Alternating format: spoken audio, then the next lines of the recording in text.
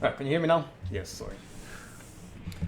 Yeah, so welcome to the Poetic Flows podcast, where we indulge in the rhythm and art of speech. And where we look at the flows and how the writer writes and how the poem flows and what we think, what we feel, what we understand from the poem itself. We're going back into the old ages where people are writing from the heart and had different meanings. There is modern poetry, but in the past there was a lot more from it. Because we have come this way, so that means there's more in the past because there's a library. Everything that was in the past has been stored hidden somewhere, right? We have a lot more to learn from the past and from now. We're living now, but look at all the years, the months, millenniums that have passed, all those who've been writing poetry and stored it somewhere. So they wrote about probably their current situations, the current countries, their nations, maybe their tribes, their cultures, their technology.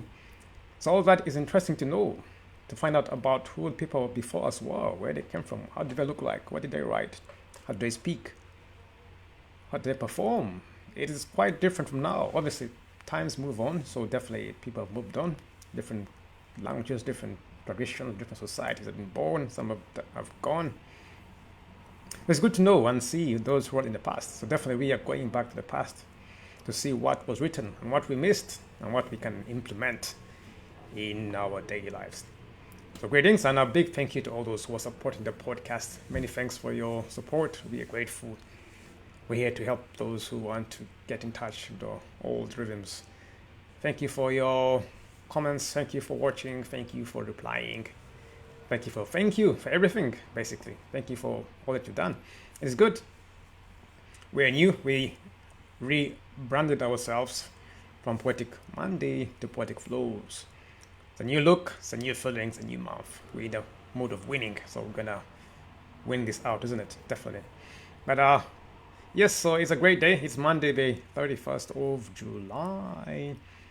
This is the end of the Gregorian month of July, but it's not the end of the Leos. We are still in the season of the Leos, which began on July 23rd, last week Sunday, to the end on August 22nd. So that's the month we follow. From the mid-July to the mid, that's the month we follow. So there is the Gregorian calendar people use, begins on the 1st, but most people use spring, we use either astronomy or astrology. When you follow the stars, they begin the month, and it begins around halfway through the month or towards the end of the month. 20th, 21st is when the astrological or astronomical year or month begins, isn't it? So we are in the month of the Leos now. It's called the celebration of the celestial kings and queens of the celestial jungle, isn't it? But yeah, definitely, yeah. So thank you. If you're Leo, well done. If you're not, still well done. You're welcome to celebrate. We do celebrate everything that happens within this month. If you've got a birthday, celebration, you've got an event, something to be thankful for, definitely you're going to post it in our group, and you are more than welcome to post in the group and of course celebrate with us. We celebrate everyone who is celebrating in this lovely moment, isn't it? When it's good, it's beautiful, it's a great day to be alive. Really blessed. Thank you once again for tuning in. I'm going to show you our celebration. It's on Facebook, definitely, but if you want to add in something more, you are more than welcome to add whatever you want to add to your events on Facebook. My internet is just a bit very slow now. But yeah, so I'm going to show you my screen in a minute.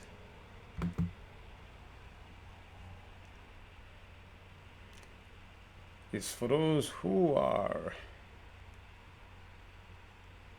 interested in joining the Leo celebrations, definitely post in there. It's an everyday event.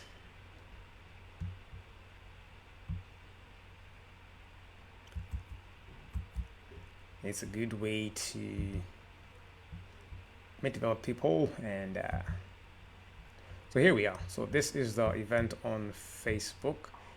If you check it out, It's entitled The Roaring Celebration, honoring the Leo spirit. So definitely, if you can add some events in there, feel free.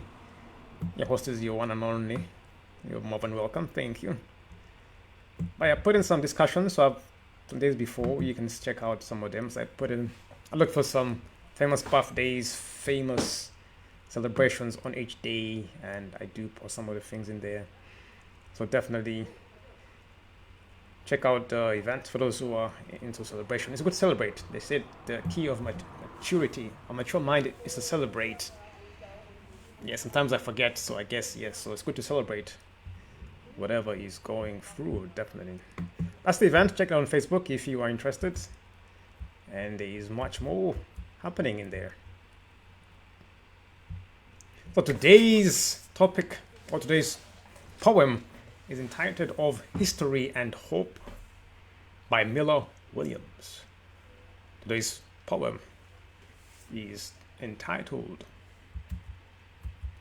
drum roll please, Of History and Hope by Miller Williams. Of History and Hope by Miller Williams. I'm going to share my lovely screen with you so you can share it with me.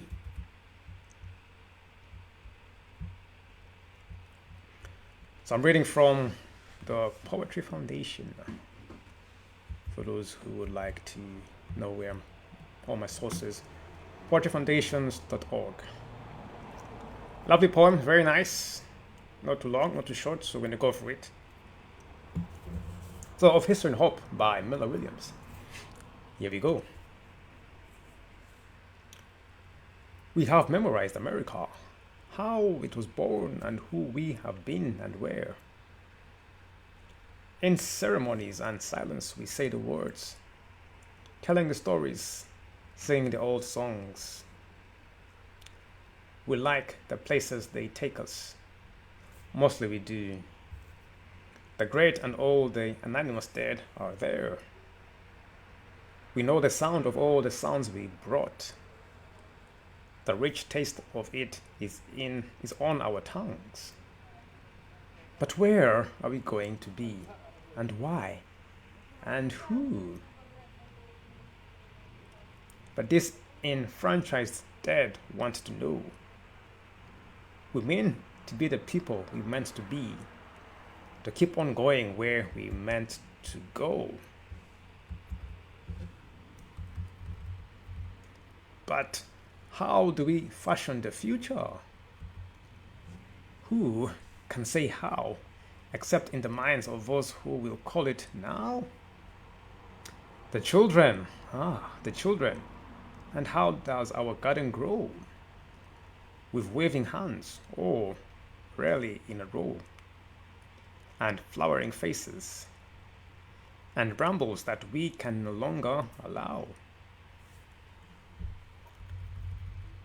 Who are many people coming together cannot become one people falling apart. Who dreamed for every child and even chance cannot let luck alone turn doorknobs or not.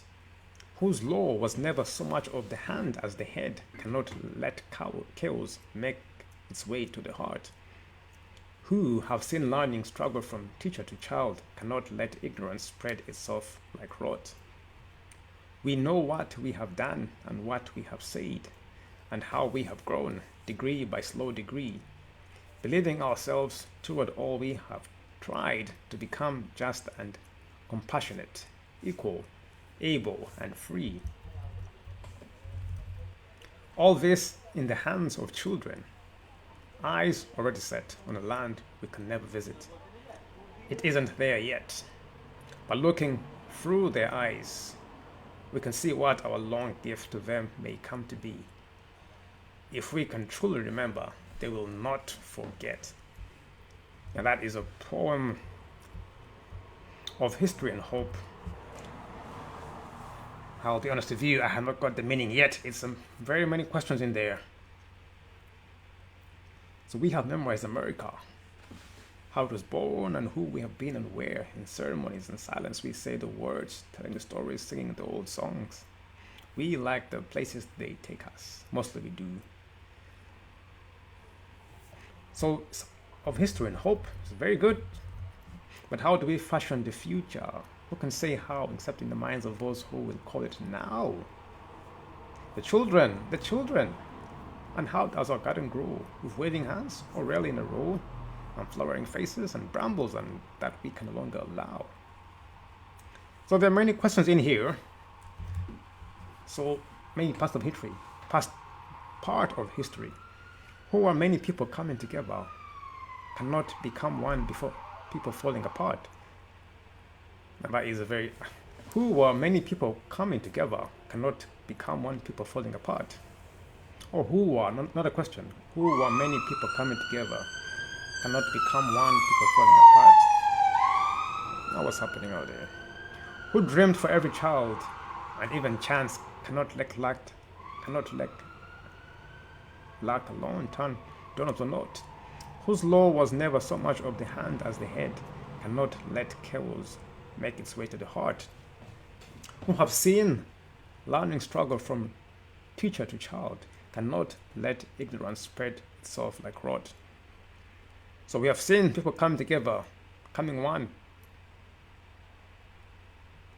People who have dreamt for every child and even chance, forgetting cannot let luck alone turn the nobles. Seen the law, whose never was so much of the hand as the head, cannot let chaos. So the law was there not to let chaos, but dream for every child, so cannot leave it to luck alone. People coming together, so people cannot fall apart. We know we've seen learning struggle from teacher to child, so they cannot let ignorance spread itself like rot. So it seems like all these were putting together at the beginning of America, I'm guessing, when everything was powerful and people coming together, their dreams, the teachers teaching, the law was there, so that there was no chaos, everyone had an even chance. People were taught so that no one was left ignorant. So we know what we have done and what we have said and how we have grown, degree by slow degree, believing ourselves toward all we have tried to become, just and compassionate, equal, able, and free. So definitely, this is something people have worked for. I think it was more of the founding fathers, where they put in the laws of America, the amendment, the first constitution, isn't it? Before, but now things have changed, but this was more of the times they worked hard to make America great, and they did. America was a very great nation. It still is, but things are changing. It was a great nation. So this was in the beginning, I'm guessing, my opinion, of America, when it began. The law, the dreams, the people coming together from all parts of the world, the learning struggle from teacher to child. They know what they have done to bit by bit have grown, but they're leading ourselves towards all, to be just, to be compassionate, to be equal, to be able, to be free. So definitely, I think this was the founding times of the great America. I mean, under the Constitution, isn't it? So all this in the hands of children, eyes already set on the land we can never visit. It isn't there yet, but looking through their eyes, we can see that what our long gift to them may come to be. If we can truly remember, they will not forget. So I'm guessing here, was that for the future? So two interpretations. This could be that someone is traveling there from one place going to America, or they're putting the future of America in the hands of the children, so they know they won't be alive by the time, but the kids are going to carry on. What are your thoughts on that? So all this in the hands of children, eyes already set on the land we can never visit. It isn't there yet. So are they the pilgrims going to America, or are they thinking of the future where it's going to happen, where they will be dead and the children might be there, or their grandchildren might be there? So children not necessarily means the next children. Could be children, those could be even great grandchildren. So in that case, I'm guessing hands of the children, the ones who are coming after them. So it could be 50, 70 years, 100 years, not necessarily the kids who just, the firstborn kids, the ones who you give birth to. Could be the kids who came 10 or 5 generations afterwards. That's what I'm guessing. Yes. So it's interesting. So they've put this all together and they're hoping for a great future. So I'm guessing they're in America, unless he said he's coming from somewhere else to be in America. But it begins by saying we have memorized America, how it was born and who we have been and where. In ceremonies and silence we say the words, telling the stories, singing the old songs. We like the places they take us. Mostly we do. So I'm guessing they're in America. So yes, so definitely I'm guessing. My point here is, my opinion is they are thinking of the future. The way it finishes the poem, it's the children, the ones who want to come forth, not the immediate children, like ones you give birth to, but the children of the children of their children. So the ones who want to grow up. They set the foundation for America, the laws, the constitution, the teaching, the dreams. So in the future, probably the next 50, 60 years, as the saying is going slowly, degree by degree. The next 50 to 100 years is going to be a big nation, which it became. That's my opinion from what I get. All this in the hands of children. Eyes already set on a land we can never visit. But if it was your immediate children, sometimes you can live to see it with your kids. Some people live long. Some people live like 80, 90 years to see when their kids get kids. By saying a land we can never visit, I'm guessing maybe 150 years over. Because most people would die, I'm guessing, like 80, 90, 100. So maybe it's 200 years.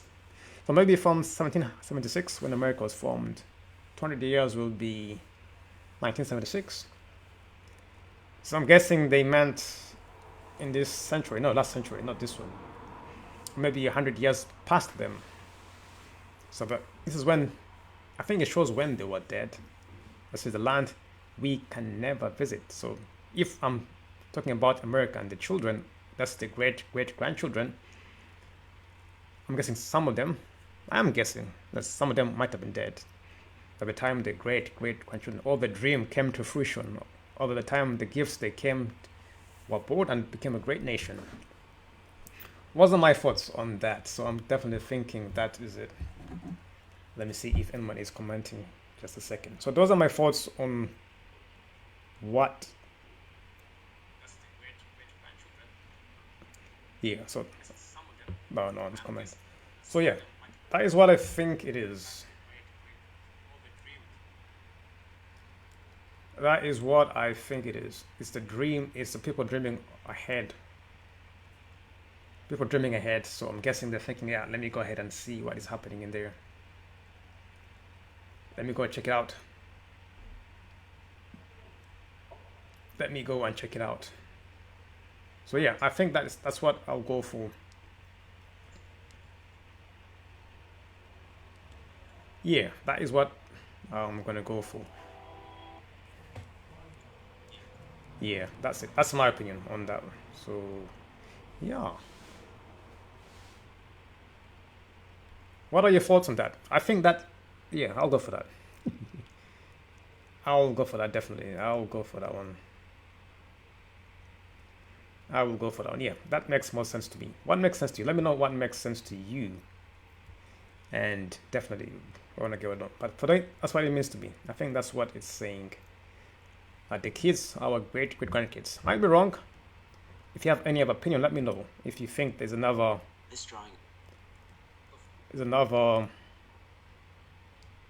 meaning, let me know.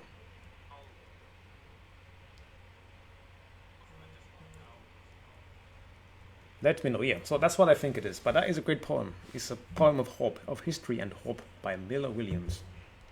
Of history and hope. So that is the hope he had for the future, for the children who are going to come in. Isn't it? That is the hope he had for the children who he said we're going to come in and we are going to give them this, give them that. Let the kids come in. Let them come to that. We are going to make this. We've made laws. We've made. Here my 12 is much big. We have put teachers in place for people to come and join them. So that's my thought on that, definitely. So that is my thought. Yeah. So people are coming in and saying, "Ah, this is it. This is guys is touching." So the kids, the great kids, in my opinion, unless it's somewhere else. So for me, I think that's the beginning of America when they were the building for the forefathers. guessing the George Washingtons and that's that era. If you have any other opinion, definitely you can let us know.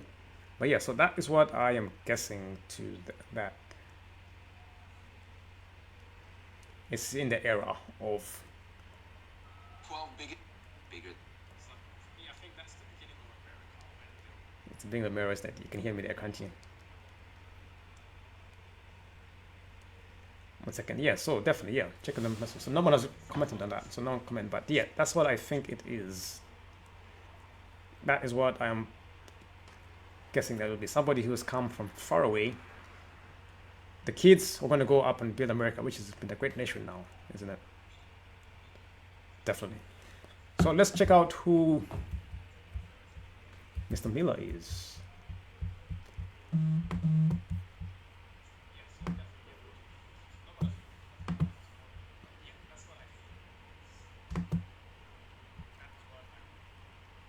So let us search for Mr. Miller. I'm gonna. Sorry.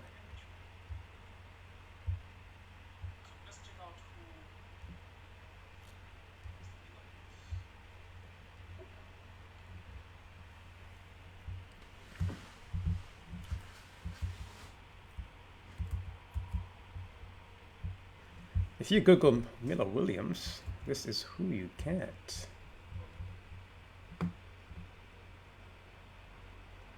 Stanley Miller Williams was an American contemporary poet, as well as a university professor, translator, and editor.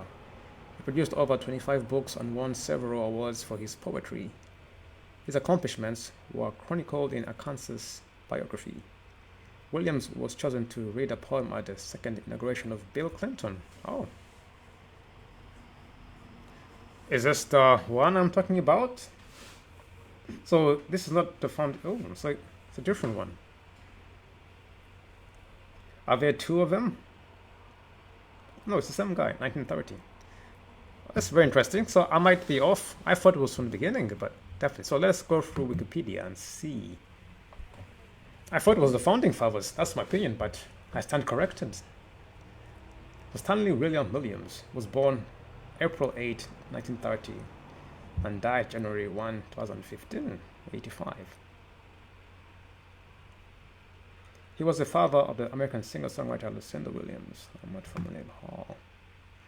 He was born in Hoxie, Kansas, to Ernest Burdett and Anne Jeanette Miller Williams. He was educated in Arkansas, first enrolling at Hendrix College in Conway and eventually transferring to Arkansas State University in Jonesboro, where he published his first collection of poems, etc., while getting his bachelor's degree in biology. Alright, poetry. Miller received the 1963 to 64 Amy Lowell Poetry Traveling Scholarship and won the 1991 Poets Prize for his collection, Living on the Surface. In 1997, President Bill Clinton selected Williams to read his poem of History and Hope at Clinton's second inauguration, instantly bringing Williams to national attention. In addition, President Clinton presented Williams with the National Arts Award for his lifelong contribution to the arts. So it's very interesting. I'd like to know the story behind how he wrote this poem of History and Hope. So both of the books he wrote, A Shackled Stone, So Long at the Fair, Halfway from Hoxie, Why God Permits Evil, The Boys on Their Bonny Mules, etc., etc. You can read more about him here. I want to know more about the poem which he wrote, but that is the author, let me say the poet stroke author of the day. So definitely says this article lacks sufficient corresponding inline citations. So you can, but that's the basis of what it is. If I go back to Google, I think that is more than enough, to be honest. I would like to know when he wrote the poem, when it was written, the poem. So goes the books. So, okay, still loading. I'm gonna go to post.org. There's more on him there. Best Poems Encyclopedia. Look at the Encyclopedia of Arkansas, Miller Williams, 6 poems by Miller Williams. So there's much more of that. If I search of history and hope,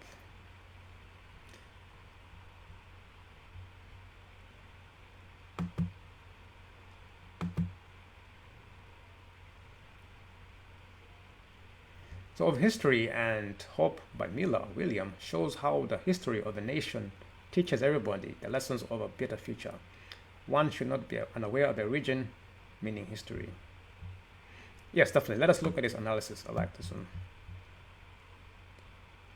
Yeah, we'll be back to that. That's a good question. What is the meaning? So for an in-depth understanding of the poem. So he read the poem of History and Hope at the inauguration of Bill Clinton.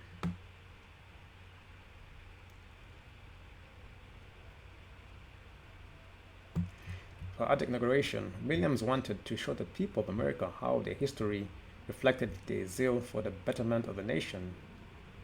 The speaker of the poem, an old and wide voice portraying the poet, expresses that days are about to end. They have achieved what they meant to achieve. Now the future of America lies in the hands of the children. How one brings up one's... I do apologize. How one brings up one's child leads to nation building. Hence, the speaker advises everyone to invest in their budding generation to achieve optimum growth both socially and economically. So that is one take. So the poem does not follow a conventional pattern. It is in 3 verses, I agree. However, the poet...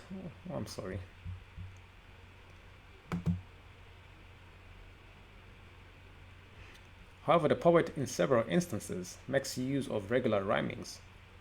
For example, in the stanza, rhyme together, therefore, he rhymed there. So Miller uses both the iambic and trochaic meter. Besides, this poem has a conversational form. It does. The rhythm of the poem does not hold due to the presence of internal rhymes. Oh, definitely the right podcast for this. The rhythm and art is definitely in the rhyme of the poem. So this poem contains several literary devices. In the first line, the poet uses metonymy for referring to American history. Therefore, the poet uses polysyndeton. He uses this device for reflecting a sense of continuity. Moreover, enjambment is another important literary device used in Of History and Hope. Here the poet connects the lines for an unbreakable flow in this poem. However, the use of end-stop lines sometimes breaks the flow. Apart from that, the poet uses alliteration in this poem. As an example, disenfranchised dead contains an alliteration. This phrase also contains a metaphor. Goodness me, there's so many pop-ups in this, right? Thereafter, one can find several rhetorical questions in the poem. I did find them. That's why I was too sure. I found so many rhetorical questions. Was he asking? Did he not answer? He uses metonymy, polysyndeton, enjambment, end-stop lines, alliteration, rhetorical questions. So now this is how metaphor as well. So this is what the old poems used to be. People with a lot of experience and wisdom. They use all these devices in the poem. So I never come across this. I gotta go and do my own research now. Then to add polysyndeton, metonymy, and enjambment in a poem. Definitely, I'm gonna do that. But yeah, that is for you to look at. Writing a poem. What is metonymy? What is polysyndeton? What is enjambment? End-stop lines, alliteration, metaphors. We know metaphors; they're quite common. And rhetorical questions. So in most cases, numbers we have the rhetorical questions and the metaphors in most cases, but alliteration, enjambment, polysyndeton, metonymy, the way you pronounce it, that is not used most often. But definitely. So that is a poem. It is good. It's very nice. Right there. So that is it. I'm gonna stop sharing for now. So yeah, you can look at the poem. Let me know what your thoughts are. Of History and Hope by Stanley Miller. Plebiscite. There are too many.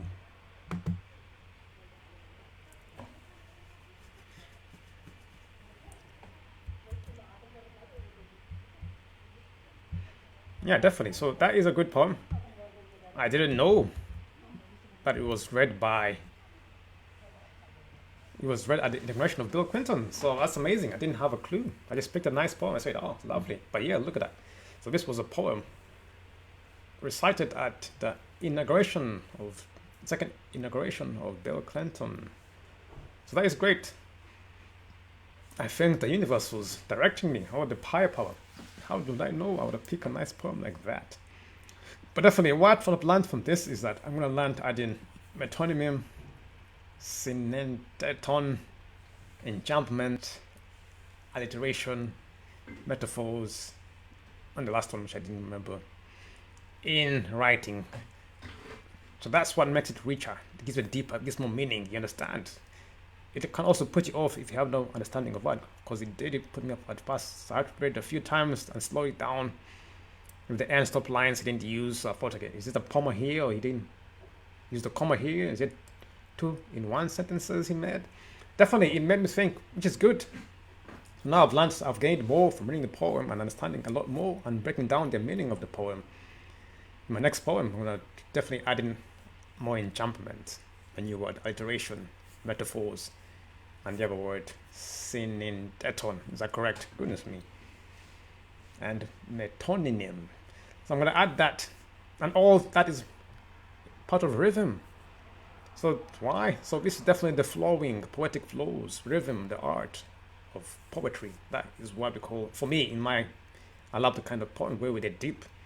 Not too shallow, just something deeper. It's like a journey, it takes you on a journey. Go here, come back, read again, understand what he meant. Find the meaning of this word. What did it mean in this case? Was he coming from this angle? Which angle was it or she coming from? What were they implying? Who were they addressing it to? For the children, from the beginning I didn't have a clue. So I was assuming that it was from the beginning when it was grown. But then, as I said, he was born in 1930, like, oh, born in 1930, no. Bill Clinton, like, oh. So I think he said they've already achieved it, so in the hands of the children. So that's why I was saying the people who are coming ahead, which are the children. So in case I said America had already reached its greatness, had already reached what they planned for. So we're saying we need to work on teaching the children. So their hands now, all that was left was in the hands of the children. But that was, I think, 1995, wasn't it? A long time ago, definitely, when Bill Clinton was inaugurated. It's been long, but definitely so. But look how far it has come. It's a great poem for its time. I wish it was carrying on right now, but things have changed at the moment. But that was a great poem, in my opinion. It's beautiful. Right by the inauguration of the president. That is amazing. So that is it for today's episode of the Poetic Flows. So I hope you enjoyed it. I did enjoy it. I've learned a lot about how to use devices in poems. It's good to understand more, so it's good to pick on the old poems which have these devices, and definitely the metonym, the sender something, the alliteration, the enjambment, the metaphors. We use the metaphors. I'm going to add in more of that. I'm going to read more and then study now devices which you can use in poetry and make it richer, deeper, more meaningful. Definitely. I thank you all for tuning in today, and thank you for watching the episode. So if you're new and you haven't subscribed, definitely subscribe to the channel. Give us a like. You can follow, comment below, and let me know what are your thoughts, and I'll definitely get back and answer your comments. But we're live every Monday, 8 p.m. Live on Facebook, live on YouTube as well. So we shall see you again. And if you are a poet, definitely hit us up, and we will definitely get in touch and collaborate. Apart from that, have a great Monday, have a great week, or have a great day, whichever day you're watching on. Look after yourself, and this is all from Joshua. Thanks for watching, and I'll say goodbye. Thank you very much, and see you next week.